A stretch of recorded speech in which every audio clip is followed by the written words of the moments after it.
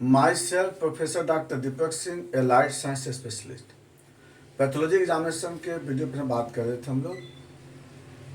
आज हम लोग बात करने जा रहे हैं शॉक के बारे में। इससे भी क्वेश्चन आता है, शॉक क्या है या शॉक का टाइप्स, और उसके बारे में पूछा जाता है। तो शॉक जैसा वर्ड आप जान सुन रहे हैं, शॉक का मीनिंग होता है ब्लड सर्कुलेशन का कोलैप्स होना, ब्लड सर्कुलेशन डिमिनिश्ड हो जाना, यानी शॉर्ट में बोलते हैं कोलैप्स ऑफ सर्कुलेशन। ठीक है, हम जानते हैं कि हमारे बॉडी में 5 तरह के वाइटल ऑर्गन होते हैं। याद रखिएगा, हमारे बॉडी में 5 तरह के वाइटल ऑर्गन होते हैं: brain, lungs, heart, liver and kidney. पांचों वाइटल ऑर्गन का अपना अपना फंक्शन है। ब्रेन का function coordination, reflection, movement; lungs का फंक्शन गैसेस एक्सचेंज; हार्ट का फंक्शन सर्कुलेटरी मेंटेन; लीवर का फंक्शन मेटाबॉलिज्म; और किडनी का फंक्शन एक्सक्रीशन, वेस्ट प्रोडक्ट को निकालना। अगर ये वाइटल ऑर्गन का फंक्शन अलग अलग अगर बंद होता है, फंक्शन बंद होता है, तो उसको हम लोग फेल्योर बोलते हैं। जैसे ब्रेन का फंक्शन तो ब्रेन फेल्योर, हार्ट का तो हार्ट फेल्योर, किडनी का किडनी फेल्योर, लीवर का लीवर फेल्योर, लंग्स का फेल्योर। अलग अगर फंक्शन बंद होता है तो उसको फेल्योर बोलते हैं।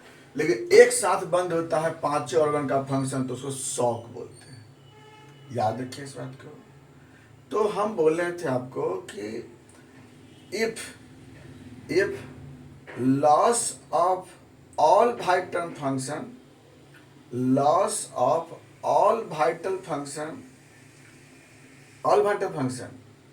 due to diminished blood circulation known as shock।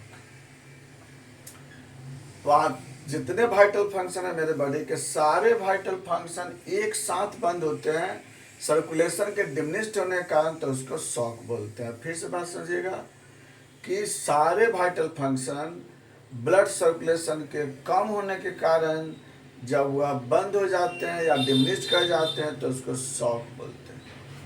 याद रखिए इस बारे में। मतलब समझा दिया आपको ना कि शॉक में मेनली क्या होता है कि ब्लड सर्कुलेशन डिमिनिश कर जाता है, और जो ब्लड सर्कुलेशन डिमिनिश करता है वो सब में एक साथ ब्रेन में, लंग्स में, हार्ट में, लीवर में और किडनी में, पांचों ऑर्गन में एक साथ जब सर्कुलेशन स्टॉप करता है, इसके कारण पांचों ऑर्गन का फंक्शन एक साथ जब डिमिनिश करता है तो उसको शॉक बोलते हैं। सिंपल जगह इतने सबको लग रहा होगा कि ब्लड सर्कुलेशन डिमिनिश करता क्यों होगा, है ना। तो अब आइए डिफिनीशन के बाद क्या लिखिएगा, टाइप्स लिखेंगे। टाइप एंड कॉज एक जैसा है। देखो सबसे पहली बात एकदम सिंपल से याद रखना है, ब्लड सर्कुलेशन एक साथ डिमिनिश क्यों करेगा। देखिए, एक साथ डिमिनिश करने का सबसे पहला कारण है हाइपोवॉल्यूमिया।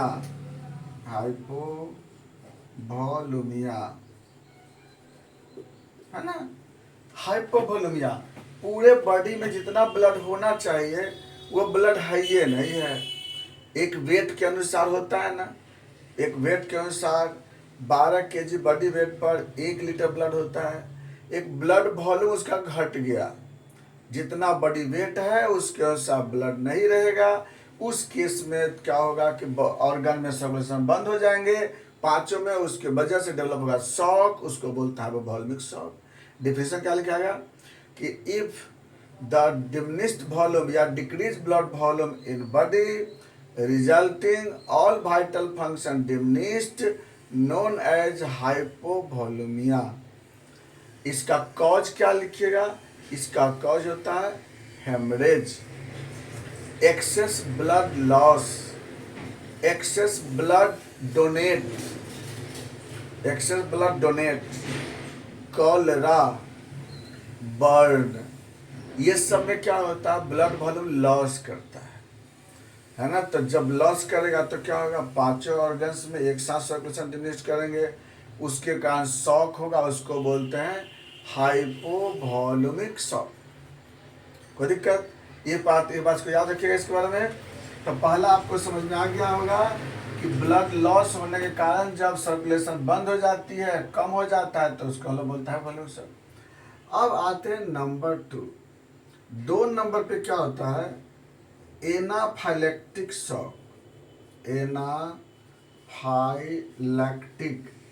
एनाफाइलेक्टिक है ना, एलर्जी।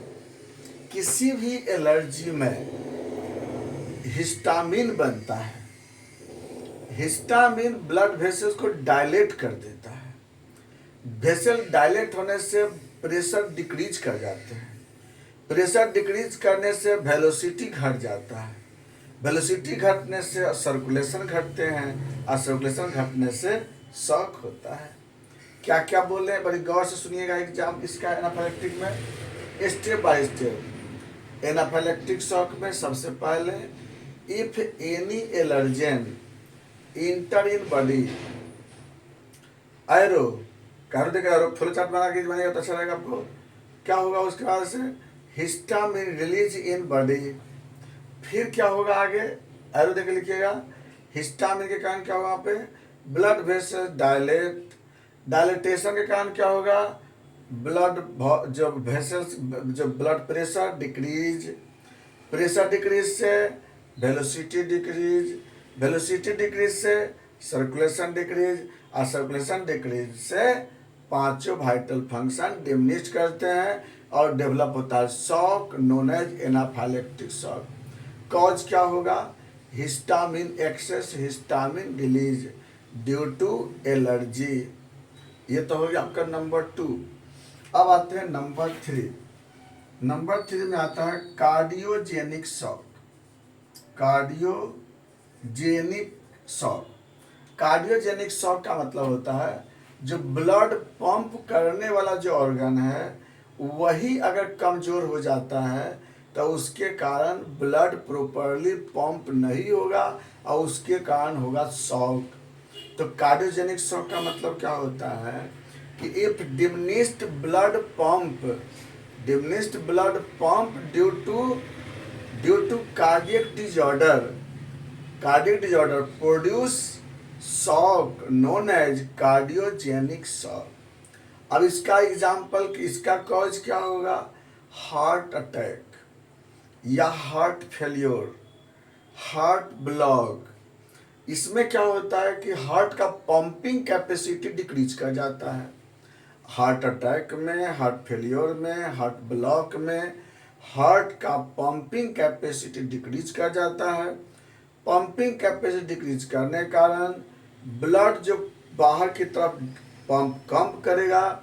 जब पंप कम होगा बाय द वे, तो उस केस में ब्लड में प्रेशर कम हो जाएंगे, सर्कुलेशन डिमिनिश कर जाएंगे, और उसके कारण होगा शॉक, जिसको बोलते हैं कार्डियोजेनिक शॉक। अब आते हैं नंबर 4। 4 में आते हैं हम लोग सेप्टिक शॉक। सेप्टिक शॉक का मतलब क्या होता है कि ब्लड में बैक्टीरिया का इन्फेक्शन होने के कारण, ब्लड सर्कुलेशन में बैक्टीरिया का इन्फेक्शन होने के कारण, है ना, इन्फेक्शन होने के कारण जब ब्लड वेसल्स अबनॉर्मल डायलेट कर जाता है, जिसके वजह से शॉक डेवलप होता है, जिसको हम बोलते हैं सेप्टिक शॉक। अगेन रिपीट कर रहे हैं, जब ब्लड सर्कुलेशन में बैक्टीरिया का इन्फेक्शन हो जाता है, जिसके कारण बहुत सारे ब्लड वेसल्स इन्फ्लाम हो जाते हैं। ब्लड वेसल इन्फ्लाम होने के कारण सर्कुलेशन डिमिनिश कर जाता है, जिसके कारण शॉक डेवलप होता है, जिसको हम सेप्टिक शॉक बोलते हैं। और जो 5वें नंबर में जो आपको मिलता है शॉक, 5वें नंबर में, वो है आपका न्यूरोजेनिक शॉक। न्यूरोजेनिक, या इसका दूसरा नाम है साइकोजेनिक शॉक। अब देखो, ब्लड वेसल्स को कंट्रोल करता है सिंपैथेटिक और पैरासिम्पैथेटिक। तो सिंपैथेटिक नर्व का काम होता है वेसल को कंस्ट्रिक्ट करना, अब पारासिम्पैथेटिक का काम होता है इसको डायलेट करना या रिलैक्स करना। तो अगर बाय द वे कोई ऐसा पर्सन जिसमें पारासिम्पैथेटिक नर्व ज़्यादा एक्टिवेट कर जाता है, जिसके कारण ब्लड वेसल ज़्यादा डायलेट कर जाता है और उसके वजह से ब्लड प्रेशर डिक्रीज कर जाता है, इसके वजह से शॉक होता है, जिसको हम न्यूरोजेनिक या साइकोजेनिक शॉक बोलते हैं। क्या लिखेंगे वहाँ पर? If any cause the excess stimulation of parasympathetic nerve resulting the excess dilatation of blood vessels, then decrease blood pressure, produce shock known as neurogenic shock। इसका कॉज क्या है? डिप्रेशन, डिमोशन, उसके कारण आपको शॉक डेवलप होता है। याद रखिए चीज को, इसको न्यूरोजेनिक या साइकोजेनिक शॉक बोलते हैं। तो आप यहाँ तक टाइप और इटियोलॉजी लिखने के बाद अगला एक और लिखेंगे आप इसमें, अकॉर्डिंग टू सीवियरिटी के अनुसार शॉक दो तरह के होते हैं, reversible shock and irreversible shock. Reversible shock किसको बोलते हैं? कि पेशेंट शॉक में गया है लेकिन वह फिर से जो शॉक उसका डिसअपियर हो जाता है, तो उसको बोलते हैं रिवर्सिबल शॉक। यानी क्या लिखेंगे रिवर्सिबल शॉक में? If shock develop in body but it disappear by extrinsic and intrinsic management known as reversible shock। तो यानी कि पेशेंट शॉक में गया है फिर से ठीक हो जाता है, उसको क्या बोलते हैं रिवर्सल। इसको ठीक होने का कारण क्या है? तो इसमें क्या है कि जो बाहरी कॉज है उसको आपने ठीक कर लिया, जैसे blood transfusion, anti allergen drugs, anti bacterial drugs, cardiac monitoring या कार्डियक ट्रीटमेंट्स, एंड आपने न्यूरोजेनिक कॉज सबको ठीक कर लिया। और साथ में आपके बॉडी में स्प्लीन का कंट्रैक्शन, एसे नोड रिफ्लक्स या एडिनल एक्टिविटी, सिंपैथेटिक एक्टिविटी या एडीएच एक्टिविटी, ये सब के कारण रिवर्सिबल शॉक होता है। दूसरा लिखेंगे इरिवर्सिबल शॉक। इरिवर्सिबल शॉक का मतलब होता है पेशेंट शॉक में गया लेकिन वह शॉक फिर रिटर्न नहीं आ पाता, पेशेंट नॉर्मल नहीं हो पाता है, यानी उसमें डेथ हो जाता है पेशेंट की, उसको बोलते हैं इरिवर्सिबल शॉक। इसका कारण क्या होता है? जैसे जो भी कॉज था आपने मैनेजमेंट नहीं किया या बॉडी का इंटरनल फैक्टर आपको वहाँ पर आपको मेंटेन नहीं कर पा रहा है, तो वहाँ उस कंडीशन में क्या होगा? जो मल्टी ऑर्गन फेल हो जाएंगे और डेवलप होगा इरिवर्सिबल शॉक। फिर से बात समझिएगा, अगर आपका जो मैनेजमेंट है, जो कॉज है, वहाँ पर लिखे हैं क्या कि if exciting agent not remove और internal factor not support, internal factor को सपोर्ट नहीं किया, देन इस केस में क्या होगा? Shock gradually progress, then multi organ failure and known as irreversible shock. यानी जो आपका एक्साइटिंग कॉज थे वो आपके बॉडी से रिमूव नहीं हो रहे हैं और उसके साथ साथ जो आपके बॉडी के अंदर जो सपोर्ट है वो अभी आपका नहीं काम कर रही है, तो उस केस में आपका शॉक धीरे धीरे आपका प्रोग्रेस होगा और उस केस में पेशेंट चला जाएगा इरिवर्सिबल शॉक में, मल्टी ऑर्गन फेल हो जाएंगे। इसको हम लोग बोलते हैं अकॉर्डिंग सीवियरिटी के अनुसार से। अब अगला जो होता है अकॉर्डिंग टाइम ड्यूरेशन के अनुसार से दो तरह के शॉक होते हैं, प्राइमरी शॉक, सेकेंडरी शॉक। तो क्या लिखेंगे? According to time duration shock are two type, primary shock, secondary shock. Primary shock question आया था एक बार, प्राइमरी शॉक किसको बोलते हैं? वैसा शॉक जो सडन डेवलप होता है और बहुत जल्दी ठीक हो जाता है, सीवियरिटी कम होते हैं, उसको बोलते हैं प्राइमरी शॉक। क्या लिखेंगे वहाँ पे कि if shock develop sudden onset and easily cure और इजली ट्रीटमेंट की हो जाती है, उसको बोलते हैं क्या, प्राइमरी शॉक बोलते हैं। एग्जाम्पल क्या होगा, पहला हाइपोवॉल्मिक शॉक, दूसरा एग्जाम्पल क्या होगा एनाफाइलेक्टिक शॉक, तीसरा एग्जाम्पल क्या होगा आपको न्यूरोजेनिक शॉक। तो 3 गो शॉक होता है जो तुरंत डेवलप होता है, कौन कौन से, हाइपोवॉल्मिक, एनाफाइलेक्टिक एंड न्यूरोजेनिक। तो प्राइमरी शॉक जो होता है जो सडन होता है, तुरंत होता है और लेकिन बहुत जल्दी ठीक हो जाता है। तो कौन कौन होगी आपको, ब्लड के लॉस होने के कारण, एलर्जी होने के कारण या न्यूरोलॉजिकल कारण से शॉक तुरंत होते हैं लेकिन बहुत जल्दी ठीक हो जाते हैं। नंबर 2 में सेकेंडरी शॉक। सेकेंडरी शॉक किसको बोलते हैं कि जैसे वैसा कोई शॉक जो देर से होता है, लेटर हो डिलेड होता है और वह देर से ठीक भी होता है, उसको क्या बोलते हैं हम लोग, सेकेंडरी शॉक। एग्जाम्पल है कार्डियोजेनिक शॉक और सेप्टिक शॉक, इसको क्या बोलते हैं हम लोग, सेकेंडरी शॉक। तो याद रखिएगा सेकेंडरी शॉक देर से होता है और देर से ठीक भी होता है, यानी delayed develop and delayed cure, इसको क्या बोलते हैं, सेकेंडरी शॉक। इसके बाद आपको लिखना होगा शॉक में इन्वेस्टिगेशन। इन्वेस्टिगेशन में क्या क्या लिखना होगा, सबसे पहले आपको सीबीसी, सीबीसी में आपका पीसीबी का जो आपका है वो आपका डिक्रीज मिल सकते हैं। दूसरा लिखेंगे total ELISA for total IgE, allergy के लिए एलाइजा फॉर टोटल आईजीई, है ना, आईजीई बोलते हैं, आईजीई। तो आपको क्या होगा एलाइजा, ये आपको बढ़े रहेंगे आपको।